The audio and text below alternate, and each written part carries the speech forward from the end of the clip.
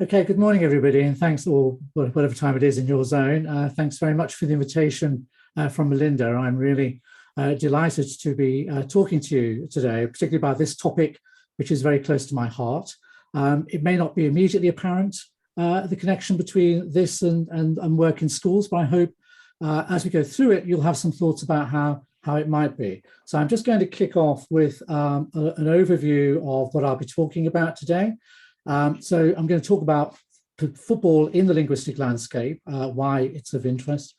I'm going to talk about the banners, football banners, and creativity, sort of linguistic creativity. Looking at them in a translinguistic landscape, the use of different languages in the banners. Looking at banners as forms of identity and what the linguistic landscape can tell us about how people use it to both position their identity, but also to affirm it, to celebrate it, and so on. Looking at then the main topic of the talk, which is looking at how fans have used banners and the linguistic landscape more generally as in campaigns. And this looks then at commercialization of football. So looking at it from different perspectives about what football means to people and business. Looking at it from the context of Liverpool, which is my home city, and which is where I'm talking about the banners, the fans' banners are Liverpool fans. Looking at the connection between football and politics more generally in the city. And then talking about a specific campaign that took place, which was called Walk Out on 77. And that poses then the question about fans and consumers and whether the linguistic landscape, how it reflects it, how the fans used it, and then just some final comments on there. So I'll get off straight away, and then we'll hopefully have some time to talk about them afterwards. So football and the linguistic landscape. Football is it's a very well-known sport. It's watched by billions of people across the planet. It's a global activity that people both engage in at a local level, in small teams, just watching it passively, going to it. So it's a very part of the culture across the world, but it's not really something which has been researched much in applied linguistics, which is my field. And as you see here, you've had a bit of time to read the slide, maybe, that what Raymond Sibechu talks about here is about how fans express through their banners poetic functions of language. So this is where I'm talking about the creativity. But it also looks at the stadium in other ways, as social places, as cultural places, places where identities are formed. So this makes football a very interesting linguistic area. A former colleague of mine, Doreen Massey, who's a geographer, talked about space and physical spaces as being products of interrelation. So it's interactions, it's how we use the spaces that creates them. From the very large issues to the very small issues about how we go about actually being people together. So rather than being dead spaces, they're places that are very much alive by the way we use them. And so she talks about this thing of trajectories, distinct trajectories coexist. So if you think about any space, really, the people who pass through it, their aims, their purposes, they're all very different, and sometimes they're in conflict, sometimes they're in harmony.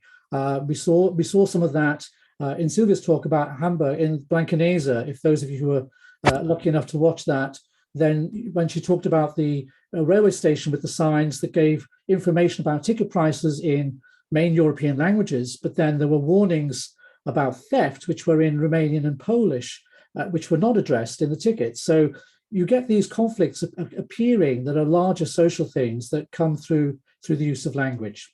As Doreen says here, the space is always under construction. It's never finished. It's never closed. So just as we also heard that the Polish and Romanian warnings about theft were removed, these things get erased. So we have to be alive to the spaces as we watch them to see some of these things playing out in real time before our eyes. So the main point then is it's never ever closed. Space is never a closed space. It's always open to change, always dynamic. And Alistair Pennycook, who's another applied linguist, talks about language as a local practice.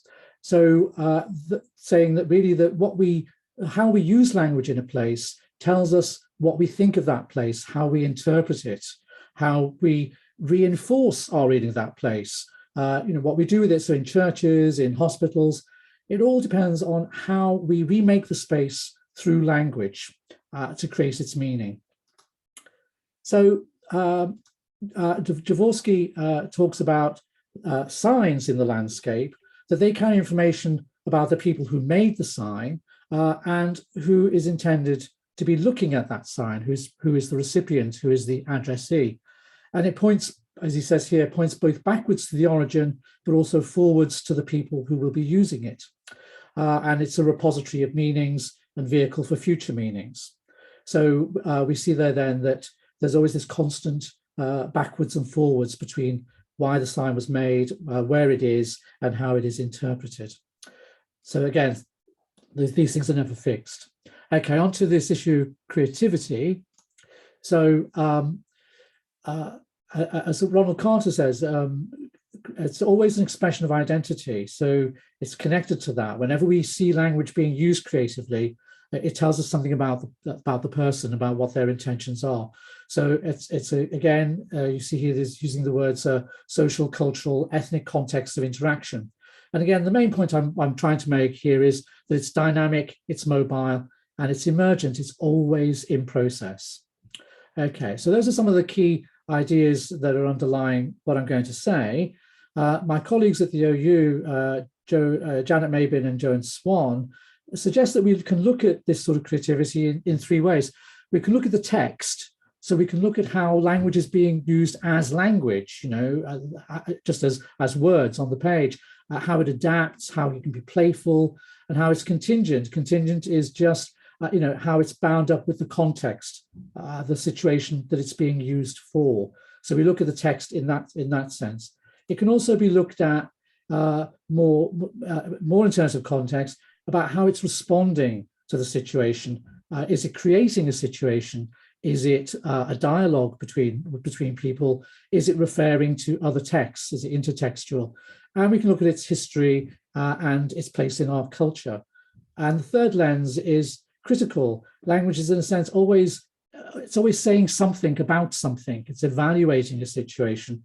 And of course, it can also subvert that situation. So to go back to that example with the ticket machine that we saw, it tells us that there's an evaluation when you have a sign saying "Beware of thieves" in Romanian, well, warning thieves in Romanian and Polish. That is telling you something about the views of those people, isn't it? And and when we see graffiti, we see it being used in subversive ways. So these are the sort of three ways that we can look at it, and that's one way that I'm asking you to think about the banners that I'm going to be showing you.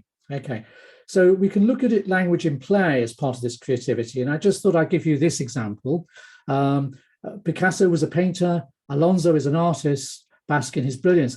For those of you who may not know, although Melinda Will is a great basketball player, Xabi Alonso was a player for Liverpool.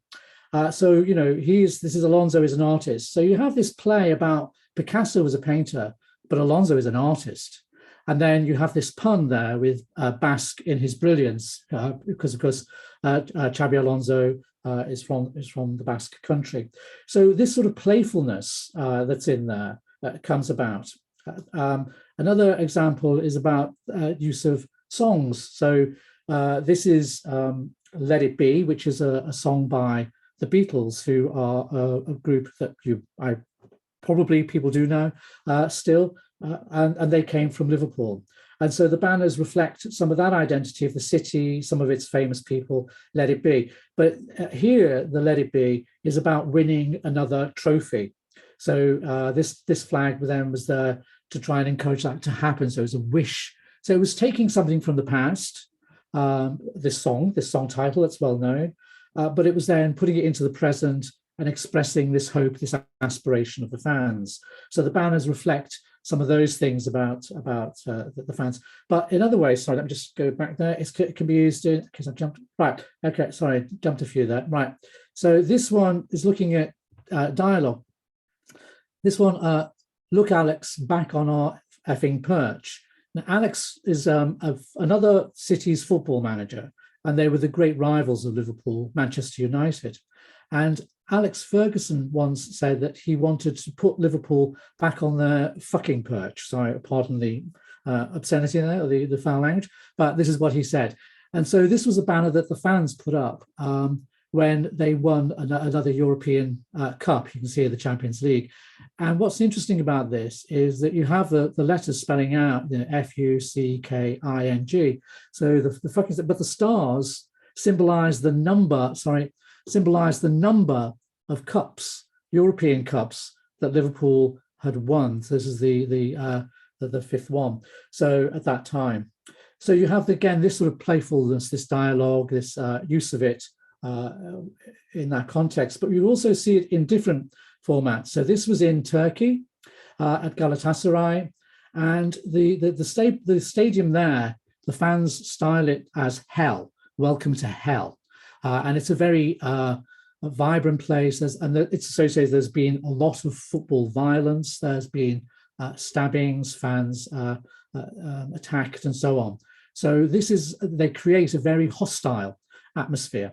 So Liverpool were playing them, and the banner that the Liverpool fans put up was this one, which I'll need to explain. Welcome to hell, my arse. If you think this is hell, try the Grafton on a Friday night.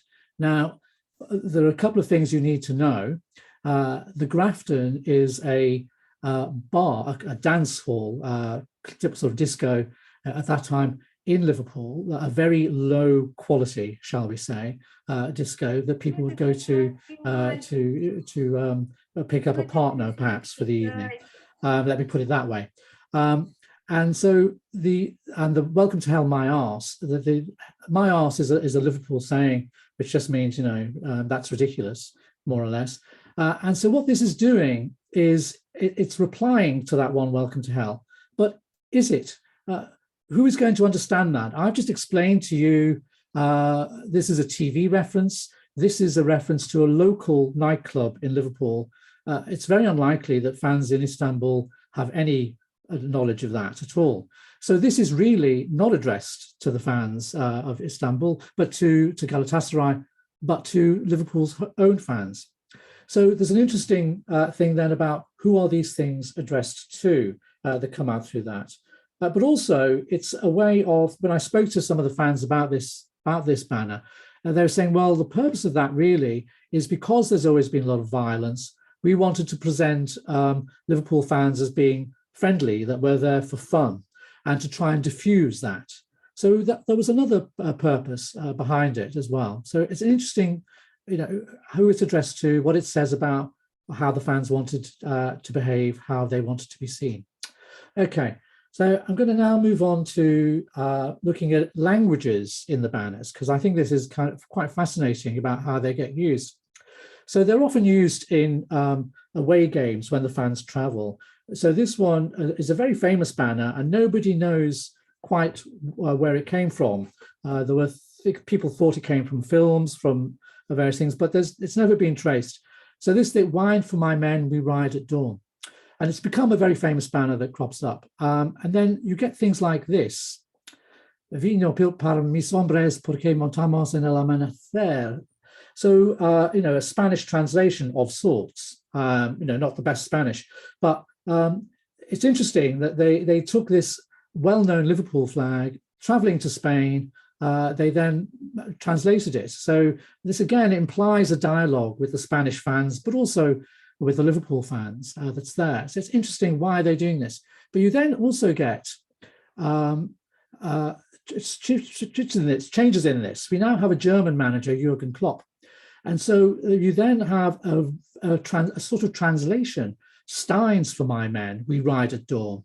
Jürgen's Reds über alles. So Steins is, for those who don't know, Stein is a beer glass, really. So we're moving from the wine of the south of Spain to the beer of the north. So you have a cultural shift that recognizes we now have a German manager, and you even have a bit of German there, über alles, from the German national anthem. But now, instead of it being Deutschland über alles, Germany above all, it's now Jürgen's Reds, it's the Liverpool football team. So these playful things are engaging with other cultures. So the fans then showing that. This comes up in other ways. So Liverpool also had a Spanish manager, Rafael Benitez, and he was very much loved by the Liverpool fans. And so this banner was made, and it's interesting here to look at the colors. So using the Spanish flag, but also joining it, the sort of red, the yellow, joining it with the flag's colors of Liverpool, red and white. And so you have here then a message addressed to al señor y a señora Benitez, muchas gracias por Rafa. And then underneath, Scouse translation. Scouse is another word for Liverpool, but specifically working class Liverpool. Tiamar and da ta la, which simply means to your mother and father, thank you. But obviously it has this rhyming effect, Tiamar and da ta la. So again, this playfulness with the banner, and you'll notice again the recurrence of the star symbols for the European Cups that had been won at that time. There were at that time 5. Since then, there's been a 6th. So again, you see this playfulness with symbols, with both the language, but also with national symbols, national colours being brought together in this way, in a communicative act, expressing that identity, very much kind of international one. Liverpool seeing themselves as an international team on that stage. So you see it now, we have a German manager, Jürgen Klopp. And so you get things like this, Jürgen, mein Held, mein Kumpel, Jürgen, my hero, my friend. Jürgen Meister, which is a play on the German drink Jägermeister, which is very popular in pubs in Britain. And you have, again, this Jürgen Klopp, boss that. And boss that is another Liverpool phrase that means that is great. So that's, again, a reference to the local Scouse dialect that's there. And again, we have the use of this German script, the old Cyrillic script, the German flag colours, and the bird is the symbol of Liverpool, the liver bird. So you see that also will crop up in different places. So again, the fans taking on and adopting German features for the flag. Notice that we don't get much in the way of Union Jacks because Liverpool doesn't necessarily see itself as part of England. It sees itself almost as a separate realm at times. So what we have then, translanguaging, fans languaging, as I say, the fans, when they move around, they use the banners to set up little enclaves. So this one is in Augsburg when the team are playing there. Those of you who know Germany may well recognize the central square in Augsburg. And you can see then the fans use the banners as a place where they can meet and set up and make a community while they're there, form a community, a gathering place. But also, of course, lots of Germans will come by as well and speak there as well. So this is then also reflected in the landscape. So you'll see here, Liverpool FC, sprechen Sie Deutsch? Na, we speak Scouse. So again, this playfulness around inviting Germans in. You'll see people are gathering around, looking at the banners and so on. But this engagement is there being used. Okay, and you have this one here, Jürgen's read Scouse, nicht English. Those of you may have seen that behind my head, we have a banner I'm going to come back to later. This is an important feature of the identity. Okay, so that's what I'm coming on to now. So how do the fans use the banners to express not just their identity as football fans, but specifically as Liverpool fans?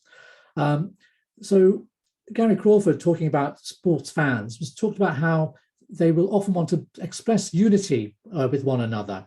So although they are unique within the group, at the same time they have a distinctive identity that they want to express. So you see this here. This is the banner that's behind me, but here now. We're not English, we are Scouse. There's a couple of things to say about this. Again, you'll see the liver bird is present. But also, I think, in terms of just thinking about the textual level, we have here we're. So you have the apostrophe, the sort of abbreviated short form. We're not English, but here we are Scouse. So this is then spelt out. This then makes it a more determined and a more emphatic use of the full verb. So we're not English, we are Scouse. So it's a very clear expression of identity that's coming through there. Okay, but it's not restricted. So we have football being an international game, Liverpool having an international fan base. This then gets taken over by fans from other countries. We're not Bulgarian, we are Scouse. Now, interestingly, that they are claiming this Scouse identity. But also, I think when we look at this sort of slightly florally pattern, that's something that one might well see in Eastern European embroideries and so on. So although expressing that they're Bulgarian, not Scouse, there are aspects of their own identity that are there. But interesting that they would want to do that. And then Liverpool also has a massive fan base in Asia, in Far East. You have the same sort of thing here. We are not Asians, we are Scouse. An interesting sort of printed banner for when the team spent some time abroad in the summer. So this was then happening there.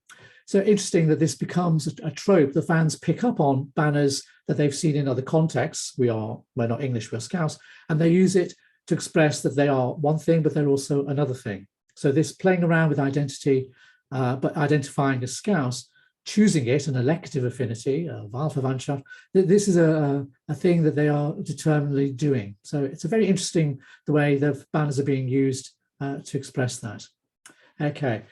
So I interviewed Jay McKenna, who was chair of a fan support group called Spirit of Shankly. It calls itself a fans union. And I asked him about this question of identity. And as he says here, I'll just pick up the bold bits. It's not just that we're supporting a team. It's part of your daily life. It's part of who you are, football identity.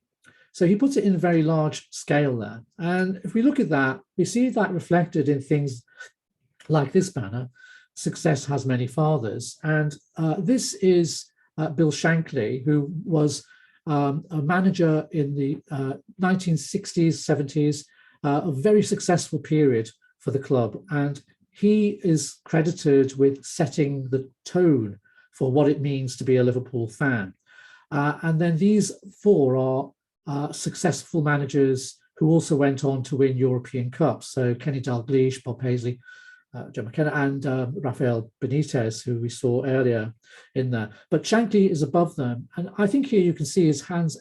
I interpret this as almost a religious banner. You know, you have Bill Shankly almost as a Christ-like figure, the arms spread out. And then the other people are the four gospelers. And you see that. This is a quote from Shankly, sorry, this is a quote from him. We're Liverpool, you're playing for Liverpool, do not forget that. He tied it absolutely into the city. So the city and the football club became as one. And this is a very important part of that identity. So that then brings us on to this thing about the connections between the football as a religion, football as a business that I'm going to develop in the coming bits. So going back to Doreen Massey, she says here that space unfolds as interaction. So the meaning of space, as we discussed earlier, it's about what do people do in that space. So it's a social space. And she says here, a little bit complicated, but reconfiguration of heterogeneity in all its forms. So it's how all the differences that we have between us, they get reshaped, they get mixed up, they interact, they mingle, they're in conflict. So it's diversity, it's power, conflict, and so on. So that's what she talks about here, a relational politics of a relational space. So it's how do these things interact? What do they tell us about the meanings of this space as we see them in interaction unfolding in time? So looking at it from this one, this is a travel company, Thomas Cook, and they are the holders of the rights to sell tickets to Liverpool matches for tourist visitors. So you can go to the Thomas Cook, which is a travel agency, and you can book tickets for games, for tours of the stadium.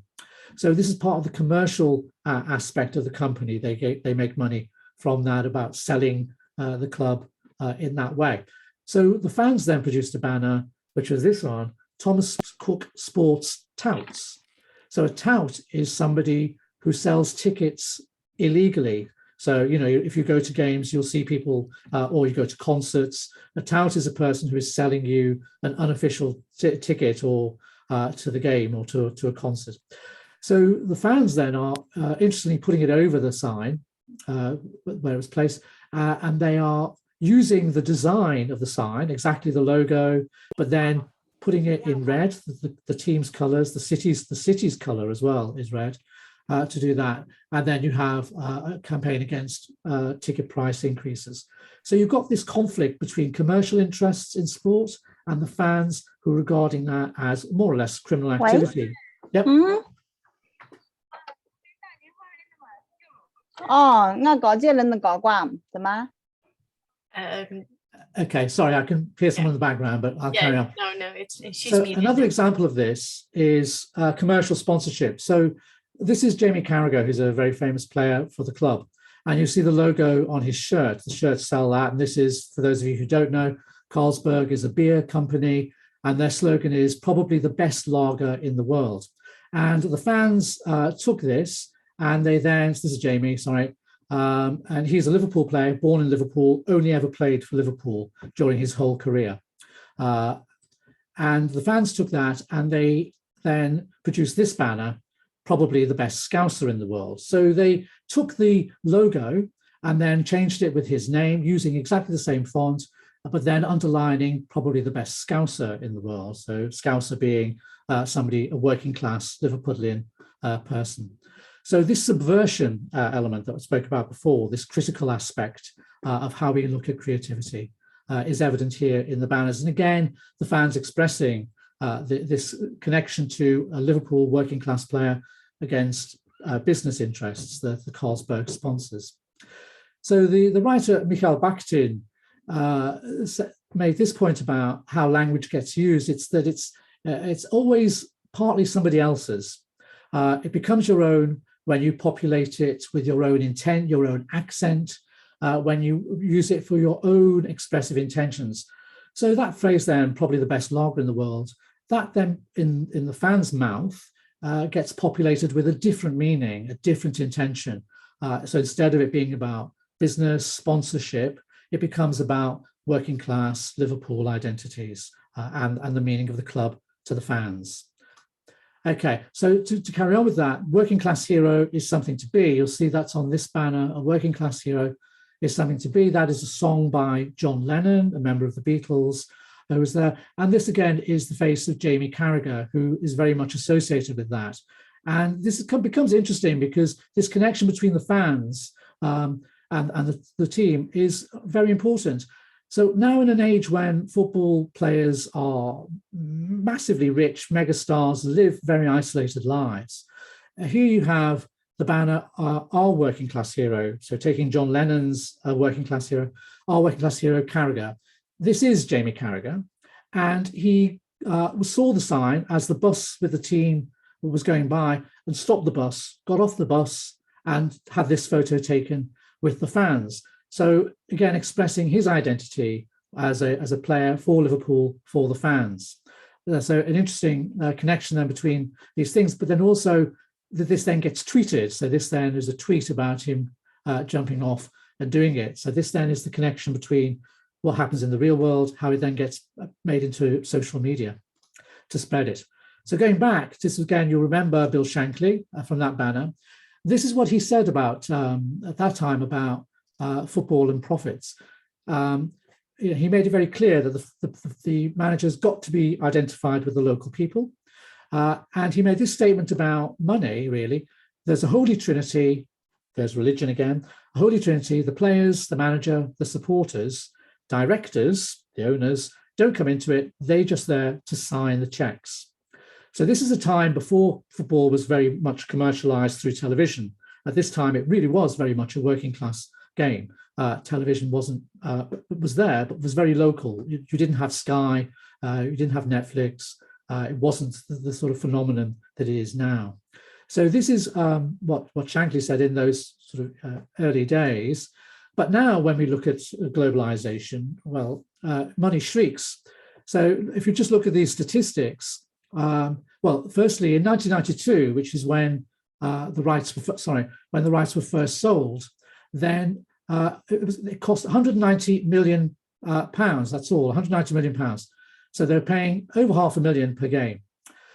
Then the rights were redone for 3 years. It went up to 3 billion pounds. So a 70% increase on the previous amount that it had been. And it was now 6.5 million.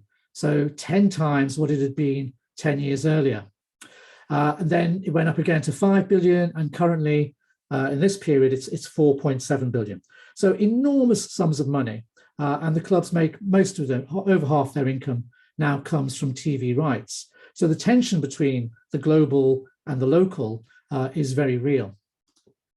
And as Alistair Pennycook says then, that when you get this capital expansion, this globalization, then the local becomes, as he puts it, the site of resistance, tradition, authenticity, all that needs to be preserved. So resistance, tradition, authenticity. And this is then reflected in the banners and in what people do. So this banner, for example, again, this is a song by the Beatles, Money Can't Buy Me Love. But what's interesting about it, two things I think interesting. The context is that this was when one of the players, Steven Gerrard, another iconic Liverpool player who, again, only ever played for Liverpool, from a Scouse working class background. There were rumours he was going to be sold to Chelsea, a rival team that is owned by a Russian oligarch, Roman Abramovich, who also shifted the game a lot through money. So the fans there, money can't buy me love. But interestingly, from a textual point of view, is this comma. I draw your attention to the comma. Money can't buy me love. Of course, the song is money can't buy me love. You can't buy love there, but this is it can't buy me. So not only this, I think, is this referring to Steven Gerrard not being for sale, but also Liverpool fans saying we are not for sale. We're not part of this kind of globalized money is all tradition or ideology.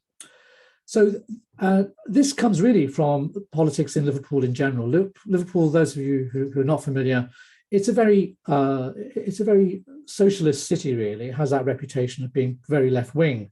So you see this in banners like this, Scouse Solidarność. Those of you who are older or who know the history of Poland, Solidarność was a Polish trade union in the 1980s, late 1980s, that fought for independence from Soviet control. So Scouse Solidarność, Scouse solidarity, is an identification of that.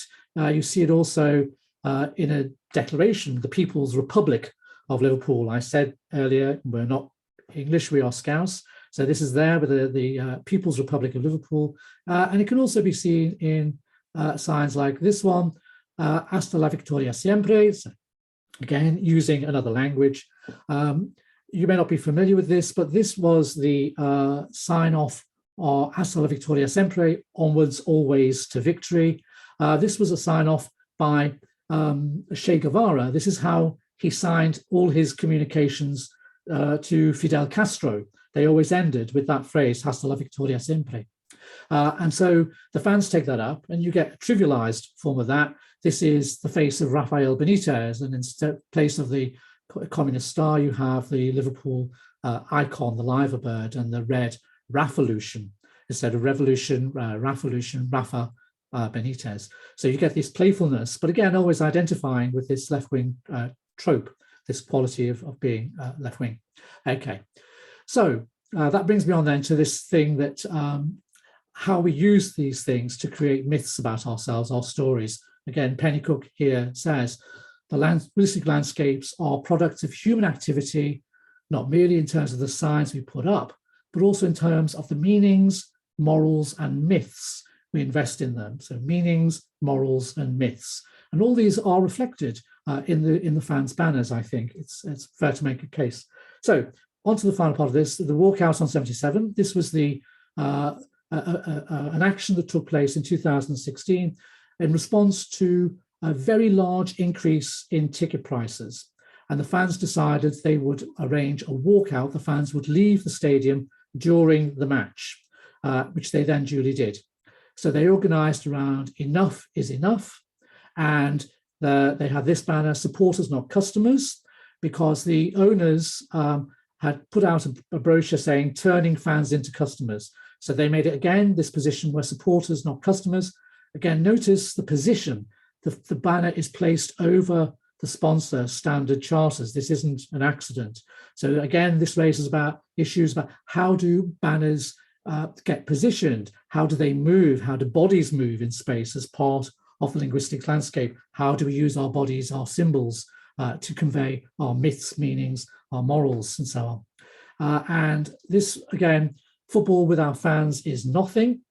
This banner is interesting from the point of view about positioning. This man is Ian Eyre, who was the finance director of the club, so responsible for the increase in ticket prices. So the fans know who he is, and they position their banner near him so that it will appear on screen. They're well aware of that. And they had Mr. Eyre, I'm not a customer, I'm a fan, walk out on 77. 77 because they were walking out on the 77th minute, because the proposed seat price, the most expensive one, was going to be £77. So that was a massive increase in cost of tickets. So they decided 77th minute to walk out, and they did. And so you see here, roughly a third of people did in fact leave the stadium that day. And again, we see our hero, our working class hero, Jamie Carragher. He joined the walkout. Quite an extraordinary thing for him to do as a former member of the club, player, sports commentator on TV. He joined the walkout. A massive fuck you to FSG. FSG are the owners of the club, Fenway Sports Group. And again, then this gets put onto social media. So you have the hashtag there, the Cara, and you have the the image of him leaving the stadium, going out and joining in very explicitly in that protest. And 3 days later, the 10th of February, the owners apologized to the club publicly and they withdrew. So it was a very successful campaign, organized, as we've seen, in the stadium, through the bodies, but also on social media. So bringing those different things together that were there, using those different parts of the, that they were both creative textually in the banners they made, enough is enough, and so on. They were there in the context, and they were there critically with an evaluation and subverting this ownership, subverting the idea of it being purely a business enterprise by having other values. Okay, and this then became part of a larger campaign internationally of 20 is plenty. And this was a game against Bayern Munich, and the fans got together and organised ticket prices of what they should be. You see here both pounds, £48 for English fans and €55 for the Bayern fans, and saying no. So this was a combined thing where the fans, often we see them in opposition, here they were joining together as part of this campaign. And you see it again with Borussia Dortmund, with whom Liverpool have a closer association historically, joining together. The fans group there, Kein Zwani, no 20 is plenty. And this then, if you don't speak German, Pressemitteilung zum Spiel. So this was a press release for the game between Liverpool and Dortmund, the quarterfinal of the UEFA EuroLeague Cup. There will be a clash between the traditional clubs of Borussia Dortmund and Liverpool. The fans of both clubs have worked together successfully in the past against increased or excessive ticket prices. And they are now organising national campaigns, 20 is plenty, kein Zwani, football must remain affordable. And you see here then, Spirit of Shankly, this is the fans organisation, tweeting international solidarity tomorrow over ticket prices, look out for the joint banners. And they have included the German group there, Kein Zwani, as part of that. Spine Cop 1906 are the people who organised banners on the Liverpool stadium. So they were joining together in that. So we have then this internationalisation of it, again, expressing that aspect of the club and its fan base. Okay, so that's really all I really want to say about it, except to pull this together in this banner. You'll see here the fans are nothing if not very well educated. Quoting Plato on the banner. Often fans are treat as if they are ignorant and stupid people. Here they are using Plato as their reference point. And they're making claim this city is what it is because our citizens are what they are, Liverpool FC.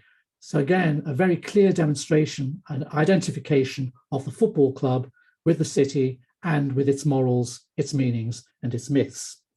Okay, so pulling that together in terms of what I want to say, the linguistic landscape gives many different opportunities for exploring language, many purposes and many perspectives. So we've looked here at creativity, we've looked at identity, we've looked at power relations, we've looked at globalization, we've looked at activism, how the fans can work together. Football is a context that I think provides great opportunities for exploring the linguistic landscape in all forms. So both online, offline, and the connections between the two, how the two now increasingly through social media are interrelated, how they feed one another as part of it. And for students, I think they can use this approach to explore language and society and the interaction between language and society in settings that are of interest to them. So I've given you a football context, which you may not have thought of, but also it's not just illuminating, it's also fun. It's also great fun. As you can imagine, I've had a great deal of fun studying these banners and looking at them and talking to fans and so on. So that's my message really, is that it's not only intellectually stimulating, it's fun. And we certainly need more of that in our classrooms in these days. Okay, so that's me finished. Happy now to go over and have a conversation with you. Thank you very much. Thank you. That was fascinating. I was going to ask you about your banner earlier, what was behind you, and I was trying to read it. I couldn't figure it out. And now you've explained that. So thank you very much. Thank you for staying on time as well. You're very well timed. I personally enjoyed it very much. I'd like to open the floor now to anyone who has any questions or comments you'd like to make. There's been loads of comments in the chat. I'm not sure that you've had a chance. I'm buzzing away. Been focused, but lots of very enthusiastic comments throughout the whole chat. Thank you. So, does anyone have a question, a direct question that you'd like to ask? Someone says they love your T-shirt as well. Well, this is the great philosopher Theodor Adorno, so yeah, I'm not sure, not the right message about pain, but it does imply suffering. We all suffer. There are, okay, someone has it says there are questions in the Padlet. Okay, I'll open that up for you. Yes, we've got a question. You presented a lot of examples of creativity and wordplays. Would you say that such creativity should be supported in school? Why or why not? Yeah, absolutely. And especially in your context where you're looking at minority languages and second language teaching, then absolutely, because humor is obviously a great motivator, particularly for kids. They love it. And I included some obscene comments in mine, kids particularly like that. So I think absolutely that kind of fun, that if we can build that in, that children can see connection between languages and so on. Yeah, all to the good. I'd encourage that, absolutely. I would just add to that, I see Sylvia's got their hand up, but the play with so many different languages, that's just bringing in the whole, opening up the entire world of looking at what all you can do with different languages. Sylvia, you've got your hand up. Yes, thank you so much, Frank, for this very interesting, very original presentation as well. I have to say I am a soccer fan, and I think I have a favorite team in England, in Spain, in Portugal, in Germany. My heart is where I am. So I just wanted to ask you something about this trope that was appearing a lot on working class. I don't see it appearing in linguistic landscapes, and seeing a lot of soccer myself, I don't see it appearing in other contexts. Is this a fetish in England? Is there an history behind the use of this expression and connecting it to football? Well, yeah, I think that possibly is the case. Working class is a group that are not always supported, after all, and I think they are under-researched. And I think it's there in football because there is at the forefront of football, because there is this tension between globalization and business. And although football is no longer a working class game, you know, it's expensive. The people who go are no longer working class. You know, there are very expensive seats and so on. So this attempt to reclaim it is one of those sites of tension in our society, and I think that tension is there in other places, but we don't get to see it. But we do see it here because it's at the forefront of these people's experience. So it's again a way the linguistic landscape can reveal to us invisible tensions in society that we may not see, which is one of the reasons I chose this as an area of research, because I think it has been invisible. Fans are regarded as tribal, as, you know, often stupid, not engaging. You often hear keep sport out of politics and keep politics out of sport. Not, I know, Liverpool fans would say that's ridiculous. You know, that never is the case. And Liverpool in particular has this history because we had a famous tragedy, the Hillsborough tragedy, where 97 fans were killed in 1989. And the police covered it up and blamed the fans. It took 30 years to get justice. So there's a very strong thing in Liverpool about against the government and against cover-ups in general. So that kind of feeling of solidarity is there, but it's a very Liverpool thing. It's always been very much embedded in our politics. It's, you know, Liverpool voted massively to stay in Europe, you know, along with other cities in the north. So there is that different attitude towards it. Yeah. If I'm reminded of what you just said, if I may, something similar happened with the England team in the World Cup when there was a massive movement against racism because of some comments that were made about those poor players who missed the penalty shots. So I do think that it's very much there amongst fans. Yeah, you see with Hertha Berlin, for example, you know, I mean, there are lots of clubs in Germany, I think, that have Borussia Dortmund is a good example. They're very similar. There's another question. It's asked, is there a difference between the concept of trans-linguistic landscape and the semiotic landscape concept? No, I was just using the trans-linguistic there as just to show that the fans do actually play around with language in that way. So, you know, so just thinking about trans-languaging, I mean, it's all a semiotic landscape. You know, as I mentioned, you have the color, you'll see behind me, red. Red features on more or less every banner. That color will be there as the background or in some form. The birds will be there. So that semiotic aspect is very, very strong. But no, I was just using the trans-linguistic just to say it isn't just in one language, it goes across, and something that you can explore about how do people play around with languages, you know, every day. There were only these two questions on the Padlet. I don't know if someone else has more questions or perhaps comment. Anyone? Okay, I wanted to ask you, you mentioned it in your last slide, but I was wondering if you had any more details about how this can be brought into the classroom. I think that a lot of us are teachers, and I've always felt that at least here in Spain, teachers try to avoid soccer. They try to avoid football. They're like, oh no, they've got too much of that in their lives anyway. They don't need any more of it consumes them as is, perhaps because of the city I'm in. But do you have some suggestions, some recommendations on how that might be approached? First off, Melinda, I mean, how mad to say, don't bring in the things that interest children into the classroom. How mad is that as an idea? What an opportunity to bring in the things that interest them. So yeah, I mean, I chose the football one and because obviously they will be interested in that. So they could do their own research insofar as they're involved, but it could be any sport that they're engaged in and any playing field that they go to. So my idea was, okay, take a context like this when you invited me, have that context, but actually you could translate it to anything that the children are interested in. Or the other point I was trying to bring out is the fact that these things also happen offline. So they could use it as a point of research. They could take something like this and say, okay, how does that look in another context? You know, could be sporting. They could look at advertising language in the same way. You know, adverts are sort of like banners, aren't they? So they could look at that and look at an advertising campaign for a company. What do they do? And, you know, global advertisers, of course, have different language, different websites.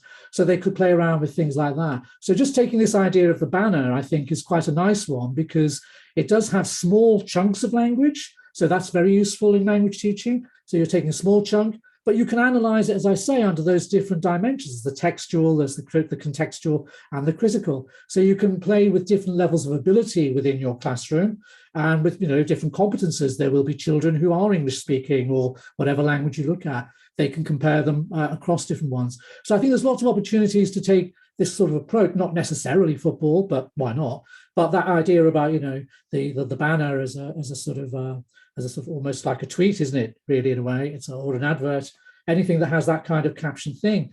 They may be involved in looking at stickers on lampposts, same kind of things. You know, they could be anywhere that we come across these things in slightly unusual settings that capture their interest, that they can go and do on their own as well, or, you know, with parents, so that they can take it out of the classroom. You know, in Sylvia's talk, she was talking about what a revelation it was to take them out, and how enjoyable it was to be in contact, how the children like that. You know, I thought that was really interesting, and that, I think, releasing them in that way, yeah, it releases their own creativity to discover these things. And, you know, as we saw with the children reflecting on the Romanian-Polish tension, you know, it makes them think in broader things about the world outside the classroom. So it brings the word and the world together. Excellent answer. Thank you. Thank you very much. Lots of food for thought. And I'm hoping that everyone listening to this talk is becoming inspired with ideas of interdisciplinary approaches, because that's going to be one of the questions that we pose for this week-long training session. Starting tomorrow, we're going to ask people to begin to come up with interdisciplinary ideas and how these can be applied. So I think that you've given us loads of ideas for ways to take this outward. And I never imagined that the banners of football could be so creative. I mean, I've seen some, and I've noticed the fans, the way they dress is very creative as well at times, but I had never really taken so much interest or paid so much attention to what they say. We still have time for one or two more questions. Sylvia has said a good example of how special and intellectual soccer is. Yeah, it is, you know, and I think often, and to pick up your point there, it's a very specific thing about Liverpool, these banners, that like that you don't get that in very many other clubs, actually. So there are some that do that. In Germany, you do get it as well. I've seen it. In Italy, you have them, but they're often very aggressive and very oppositional to the other fans, or politicians. They're very aggressive often. You get these sort of more political ones here. You get them in Celtic in Scotland. They also use it in very, you know, to comment on society more generally. And we have seen, as you pointed out, Black Lives Matter has also made its mark on football more evidently with some of those issues. So, but this thing with the creativity is, for me, it's a very, very Liverpool thing. You don't necessarily see it so much elsewhere. But, you know, look for it. It will be there. Just a quick question. Historically, do you think this comes from something previous to the Liverpool Football Club? I think Liverpool is a city that's often associated with humour. So it may be that. I think that's part of it. The music, of course, is reflected in lots of the banners. And again, Liverpool has produced many famous musicians. So and the politics is another thing that Liverpool is, in England, is famous for its left-wing politics. So these things come together in there, and the fans use it in that way. It's interesting that they do. It's not that Liverpool is unique. I don't want to make a special exceptionalism case for it, but something about it that has taken off. It's become a thing for the banners, and it's part of the culture. So you have, I mentioned that group Spine Cop 1906. Spine Cop is the stand. 1906 is when it was built. They organise the banners, and they get some produced. They organise fans to hold them. So it is a cultural thing that they do. Much as also happens at Dortmund as well. It is an organised thing. So it's kept alive precisely to keep the traditions of the club alive against the commercialisation. It's a very deliberate act. It's not random. It's deliberate. Fascinating, absolutely fascinating. Yeah. Any final question? Anyone? I think I've kind of monopolized this talk, the question and answer part. Has anyone? If people put them to me, I'm very happy, to come back and have a look at the Padlet. And Okay. I want to say how much I've enjoyed both this has been fun, but also just the other. I mean, Siva, I loved your presentation, and I watched also the other one yesterday. So I just wish you every success with this. It's a great project, and I'm really keen that it will continue. It's brilliant. And if I can help, let me know. It's great. Thank you, Frank. So lovely. And let me just say a final word also to say thank you to Melinda, because I think we have to know what is going on to invite such an incredible plenary speaker. And I think it was a very innovative perspective. We didn't have it until now. And so thank you, Frank, and thank you, Melinda, for organizing this and for having this wonderful idea. I think I speak for all of us in the project and for our audience. It was really fantastic. Thank you. I'm glad that Frank accepted. I was so excited when he said yes. So thank you again to Frank, and he just answered in Spanish. De nada, you're very multilingual. I see it there. I'm impressed as well. And I think you were reading Obrigado, and you were reading in German. So wow, very plurilingual individual. Impressive. You learned your languages off of banners, I'm assuming, right? So they are an education. So we have a final comment says that although I'm not a football fan, I think it's an interesting topic for many students, and it's really inspiring. So this is a good point. You don't have to be a soccer fan or a football fan to enjoy doing these kind of things as well. So nice point. Thank you. Thank you for bringing that up. And thank you again to everyone who's here. I would remind you, please, to indicate that you've participated today, because we need to keep, that's in the Google Classroom. There's a participation form.